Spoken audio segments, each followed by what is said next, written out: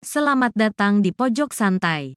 Sebelum Anda mendengarkan audiobook ini, kami menginformasikan bahwa channel ini adalah review audio dari buku yang ada di Indonesia. Untuk membaca keseluruhan buku ini, kami menyarankan membeli buku aslinya di toko buku kesayangan Anda, baik offline maupun online. Keberadaan channel ini dimaksudkan untuk membantu Anda mendapatkan pengetahuan dari buku-buku kesayangan Anda. Jangan lupa untuk subscribe, like, dan komen. Selamat datang di Pojok Santai, channel khusus yang membahas komik dan novel dengan cara asyik. Gusar karena ulah ngeyel Wiro Sableng alias pendekar kapak maut Naga Geni 212, Dewi Kala Hijau memerintahkan salah satu muridnya yaitu Kala Putih untuk menghajarnya. Bisakah Kala Putih melaksanakan tugasnya? Yuk langsung saja cari tahu di video berikut ini.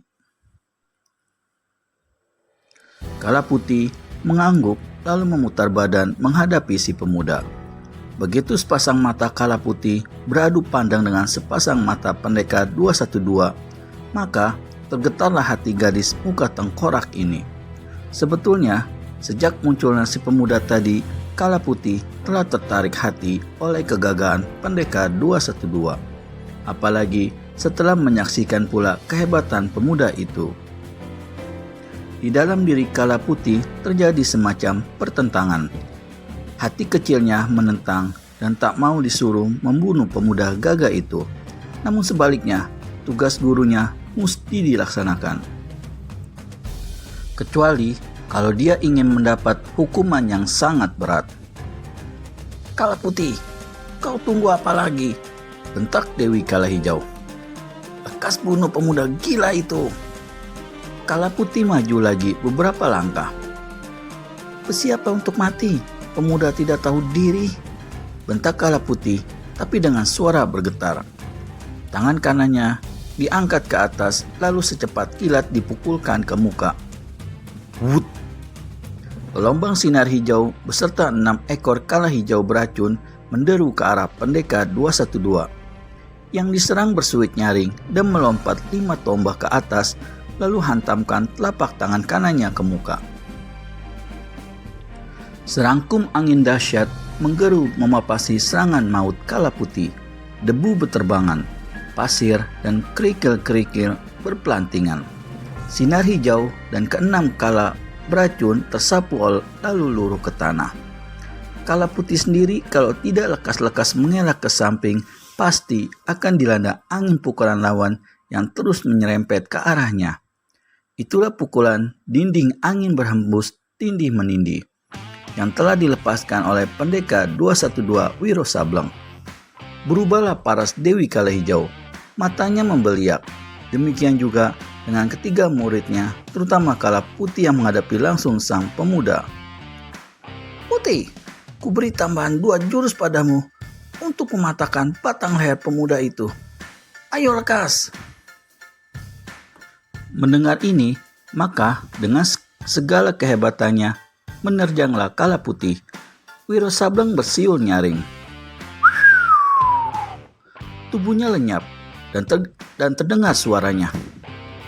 Jangan kesusu tak karuan.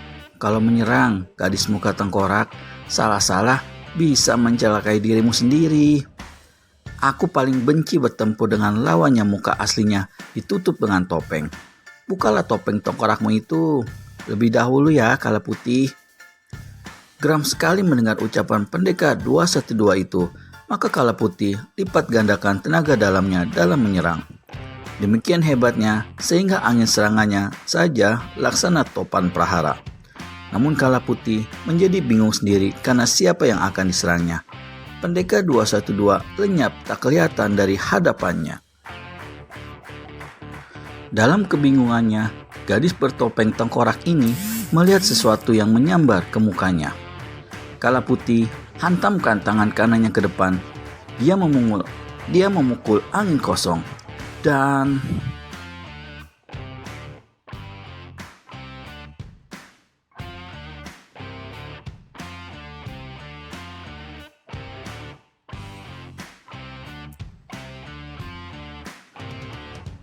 Brat!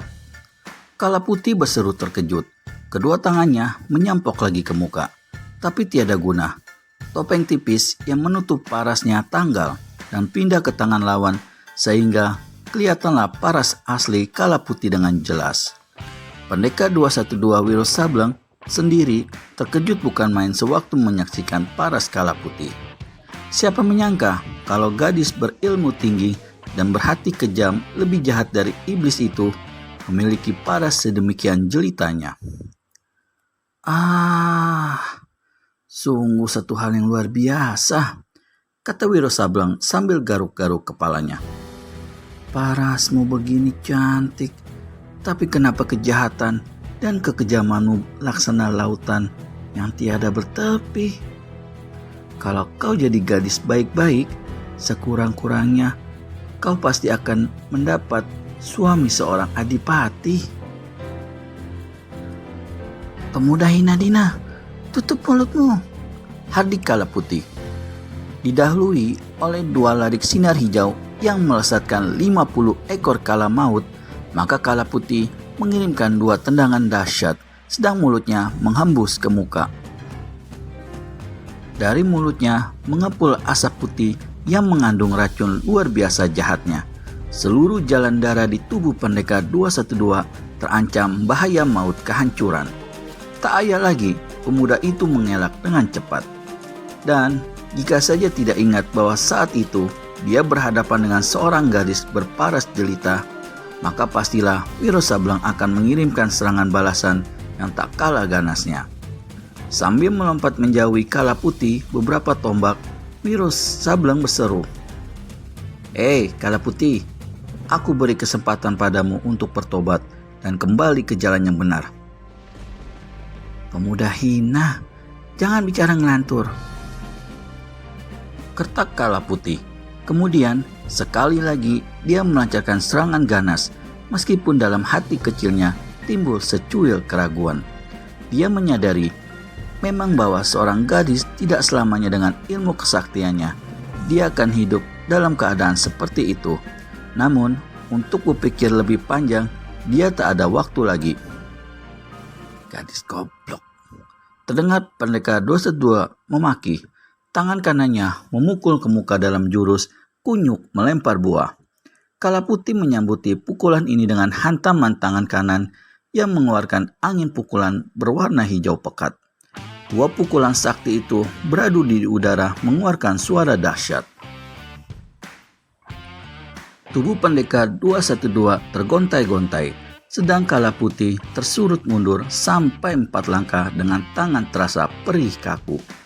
Penuh geram karena sebelumnya tak pernah menghadapi lawan setangguh pemuda itu, maka Kala Putih memusatkan seluruh tenaga dalamnya ke perut lalu mengalirkannya ke dada terus ke tenggorokan. Ketika dia menghembus ke muka, maka satu gelombang asap putih yang lebih dahsyat dari tadi menyambar Wiro Sableng dalam 4 jalur arus asap, yaitu menggelung dari samping kiri dan kanan, dari atas lalu dari bawah. Inilah yang dinamakan ilmu 4 jalur asap kematian yang telah diciptakan Dewi Kala Hijau dan membutuhkan waktu 5 tahun untuk menyempurnakannya. Setiap muridnya memiliki asap ini yang warna asapnya sesuai dengan pakaian-pakaian mereka. Melihat jalur asap yang aneh ini serta hawa jahat yang menyambar keluar dari asap itu, bukan main kagetnya pendekar 212. Ilmu iblis apa pula ini? Membatin Wiro Sableng. Kedua tangannya segera diangkat ke atas dengan telapak tangan menghadap lurus-lurus ke muka. Wiro tahu bahwa demikian hebatnya 4 jalur asap putih itu, sehingga dia memaklumi bahwa akan besar resikonya jika dia mengelakkan diri ke samping atau melompat ke atas.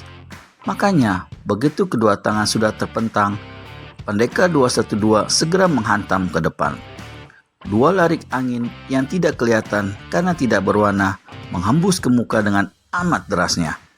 Itulah pukulan yang bernama angin topan melandra samudra, yang telah dipelajari oleh pendekar 212 dengan sempurna dari gurunya Eyang Sinto Gendeng. Bagaimana jadinya Jika dua jurus luar biasa itu bertemu, siapa yang akan unggul? Daripada penasaran gak karuan, mending segera subscribe dan tekan tombol lonceng untuk mendapat notifikasi video terbaru dari kami. Terima kasih dan sampai bertemu kembali.